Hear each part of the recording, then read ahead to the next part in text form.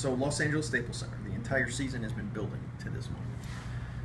Over 15,000 fans have filled the seats. Tickets sold out in just under an hour. The commentary desk is ready to give the play-by-play, not only to the fans in the stadium, but also at home. No, this is not the NBA Finals, and the Lakers are not playing today. This is the League of Legends Championship Series. And today, someone is going to win $1 million.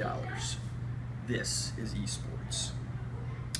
Esports, or electronic sports, simply put, would be the playing of various video games at a professional and competitive level.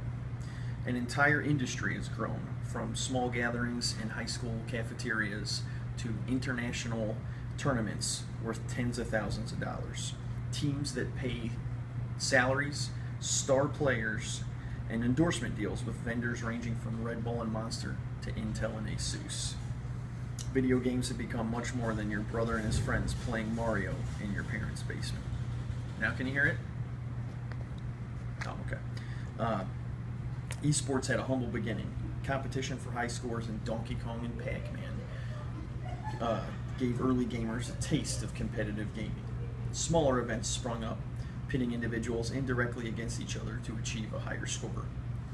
The increased use of personal computers in the home and the birth of the internet in the 90s gave rise to the LAN party, a collection of people and their computers all in one central area, there to compete in games like Doom or Duke Nukem. These were the direct competitions where players were not going after high scores, they were going after each other. This was the beginning of esports. By the year 2000, events like DreamHack began to take hold and put their names out as serious LAN events.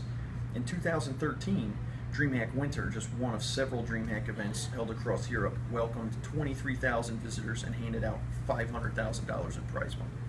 DreamHack is just one of several event organizations, each hosting numerous events in North America, Europe, and Asia. And while events across Europe and the US started off small, it was the esports explosion in Asia, most notably South Korea, that helped shape esports into what it has become today. In 1998, StarCraft was released. StarCraft is what is known as an RTS, or real-time strategy. This type of game gives you a top-down view of the battlefield, where you have to manage resource collection, base and army building, and ultimately move across the map to find and defeat your opponent. The game was a success and even led to an eventual expansion, Brood War, but in Korea this success led to the unexpected. By the time Brood War was released, StarCraft had become a sport in Korea. Teams began to form rivalries and even superstars. TV networks began to broadcast professional Brood War matches and tournaments. Stadiums were built to house these tournaments. One such tournament, the GSL, was considered the major leagues of StarCraft. Where your brother may have been playing StarCraft for fun here in the States, some South Koreans were playing as their job. Living in a team house, having your meals cooked for you, and sitting with your coach watching replays of the other team's star players. This all sounds like the type of training you would see in the NBA or NFL, but you'll find it in StarCraft as well. Playing for 12 hours a day to refine your strategy, watching your opponent's games to find that one weakness.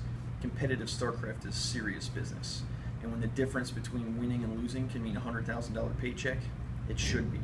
It's so serious, in fact, that the United States State Department has started to award athlete visas to allow some foreign players to live in the U.S. and compete. How's it sound? Just keep going.